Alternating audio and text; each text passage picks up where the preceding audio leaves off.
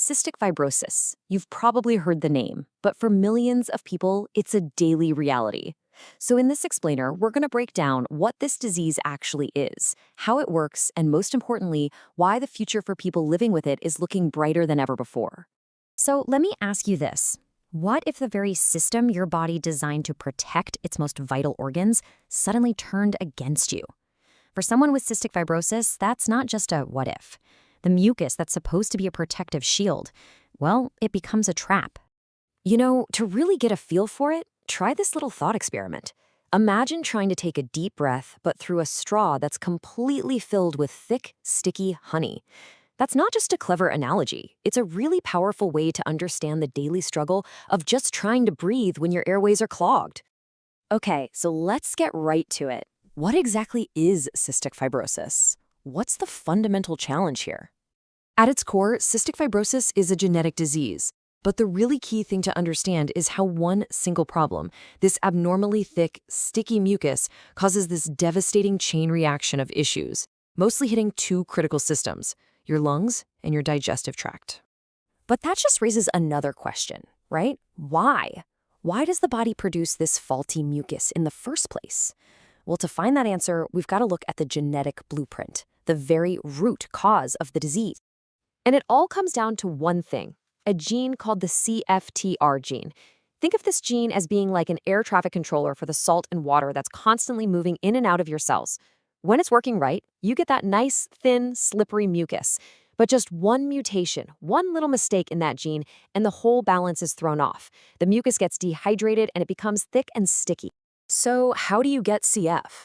It's what's called an autosomal recessive pattern. Now, that sounds complicated, but it just means a child has to inherit a faulty copy of the gene from both parents. If both parents are carriers, they don't actually have CF themselves, but with every single pregnancy, there's a 25% chance their child will. And here is a number that might surprise you. More than 10 million Americans are carriers of this faulty CF gene. And the huge majority of them have absolutely no idea. And that's the crucial point. It's a silent gene, which is why CF can sometimes just pop up in a family that has no history of the disease at all. All right, so a faulty gene creates faulty mucus. We've got that. But what does that actually do to the body? Well, the impact is system-wide. This slide really shows you the fundamental difference. See, healthy mucus is this thin, protective layer that does its job quietly. But with CF, it becomes a thick, sticky trap. It doesn't just clog up vital organs, it also becomes the perfect breeding ground for bacteria. And that leads to this vicious cycle of infection and inflammation. And that mucus problem isn't just in the lungs. In the pancreas, it blocks the enzymes you need for digestion, which leads to malnutrition. In the liver, it can block bile ducts. It even affects the sweat glands, which is actually a key clue for diagnosis. And it can impact fertility, too. It really is a systemic disease.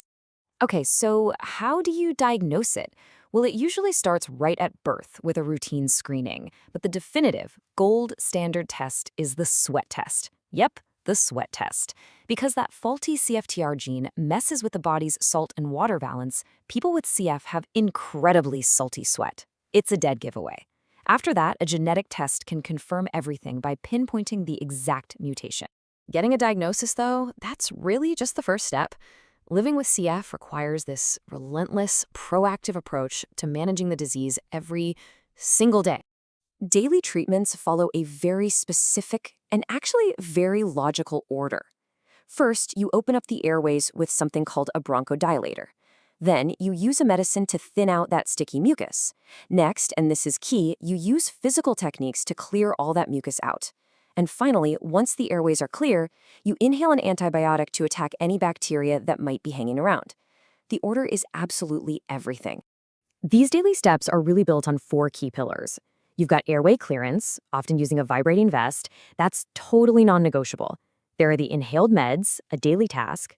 Then, for digestion, pancreatic enzymes have to be taken with every single meal or snack that has fat in it. And finally, nutrition becomes medicine. A high-calorie, high-fat diet is essential to fuel the body's constant fight. When it comes to managing CF, consistency is the name of the game. This isn't just a list of suggestions. It's a daily survival guide. You can't just skip treatments on days you feel good. That's precisely why you feel good in the first place. From meticulously cleaning your equipment to finishing every last antibiotic, sticking to the plan is the absolute key to staying healthy. For decades, that relentless daily management was pretty much the only option. But, and this is a really big but, the outlook is changing dramatically. So let's look at the hope and progress that has completely redefined what it means to live with CF. This right here, this is the game changer. CFTR modulators. Instead of just dealing with the symptoms, just trying to clean up the thick mucus, these revolutionary drugs go right back to the source. They actually help the faulty CFTR protein work better, which means they are treating the root cause of the disease. For so many people, this is the closest thing to a cure they've ever had.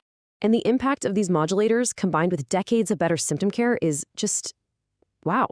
It's right here. Not that long ago, a child born with CF wasn't expected to live to be an adult.